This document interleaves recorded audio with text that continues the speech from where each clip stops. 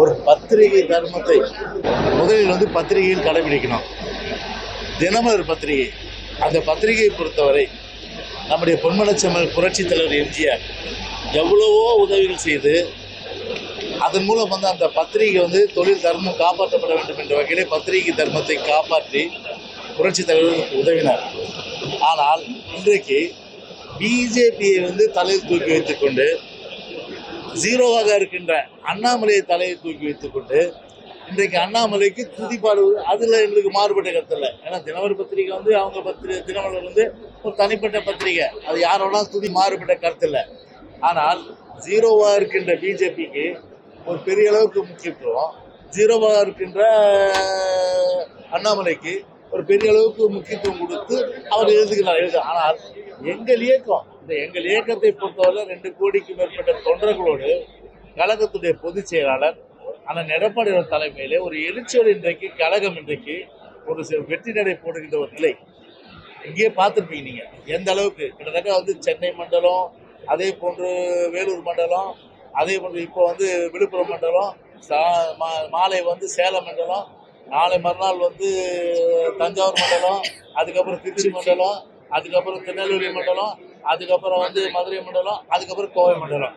இப்படி ஒவ்வொரு மண்டல வாரியா மக்களுடைய கருத்துக்கள் கேட்டு நீங்களே பார்த்துருப்பீங்க. மக்கள் எந்த அளவுக்கு இன்னைக்கு மக்கள் என்ன அதில் எத்தனை அமைப்புகள் லிஸ்ட் கொடுங்க.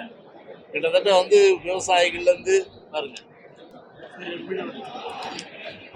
விவசாயிகள், விவசாய சங்க நலன், விவசாய தொழிலாளர்கள், வணிகர் சங்கம், மீனவர் சங்கம், நெசவாளர் சங்கம், வியாபாரிகள் சங்கம், அமைப்பு சாரா தொழிலாளர் சங்கம், ரயில்வே தொழிற்சங்கம், அரசு அலுவலர்கள், ஆசிரியர் சங்கம், சிறு குறு தொழில் முதலீட்டாளர் சங்கம், வழக்கறிஞர் சங்கம், வழக்கறிஞர் குமாசா சங்கம், என்எல்சி சங்கம், லயன்ஸ் சங்கம், ரோட்டரி சங்கம், கள்ளக்குறிச்சி மாவட்ட போட்டோ அண்ட் வீடியோ சங்கம், இத்தனை சங்கங்கள் இங்கே மனு கொடுக்குறாங்கன்னா அந்த சங்கங்களுக்கு என்ன நம்பிக்கை?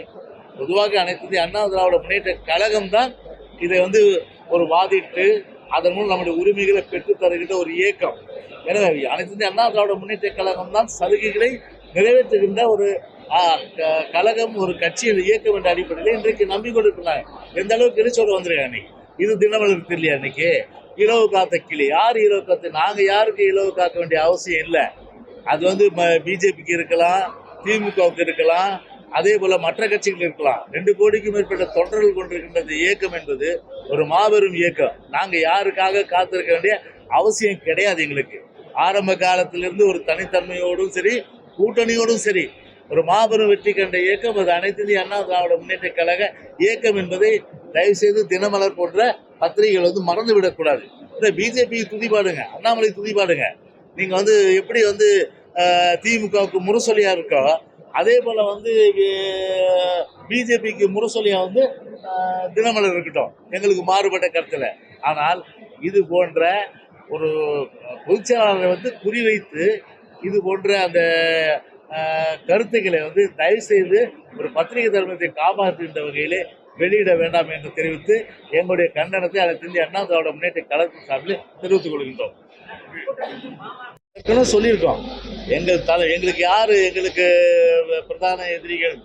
எங்களுக்கு பிரதான எதிரிகள் பார்த்தா திராவிட முன்னேற்ற கழகம். எங்களுடைய பொன்மனச்செம்மல் புரட்சி தலைவர் எம்ஜிஆர் அவர்கள் திமுக தீய சக்தி என்று அடையாளம் காட்டிட்டு போயிருக்காரு. எனவே அந்த வகையில் வாழ்நாள் முழுவதும் எங்களுடைய எதிர்ப்பே திமுக தான். அதே போன்று எங்களுடைய தலைவர்கள், புரட்சி தலைவர் எம்ஜிஆரும் சரி, அம்மாவும் சரி, பேருந்தில் அண்ணாவும் சரி, சிறுமைப்படுத்தவரோடு நாங்கள் எந்த காலத்தில் உறவு தேவையில்லை. பிஜேபி என்பது ஒரு மதவாத சக்தி.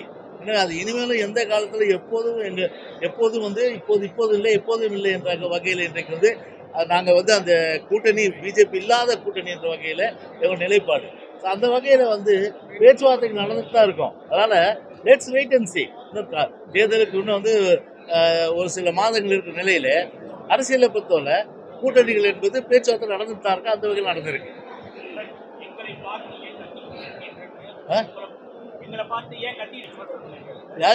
அவரை பார்த்து நாங்கள் எங்க கத்துறோம்? அவர் ஒரு புரோட்டாவே நாங்கள் மதிக்கல. முதல்ல நோட்டாவை ஜெயிக்க சொல்லுங்க, அப்புறம் நாங்கள் புரோட்டா எடுத்துக்கிறோம். நாங்கள்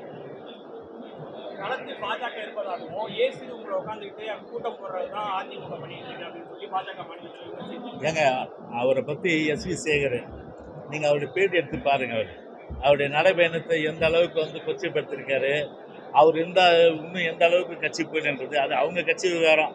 அதுக்குள்ளே நாங்கள் போகலை. ஆனால் எங்களை பொறுத்தவரை சரிங்க, பாராளுமன்ற தேர்தலில் மகத்தான எங்களுடைய தலைமையிலான கூட்டணி வெற்றி பெறும்.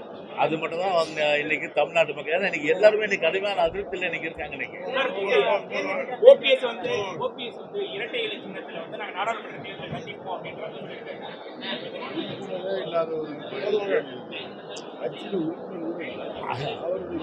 அவரை பொறுத்தவரை கட்சிக்கும் அவருக்கும் எந்த சம்மந்தம் இல்லை. அவருடைய கருத்து என்பது ஒரு பிதற்றல், ஒரு உளறல் தான் நம்ம எடுத்துக்க முடியும்.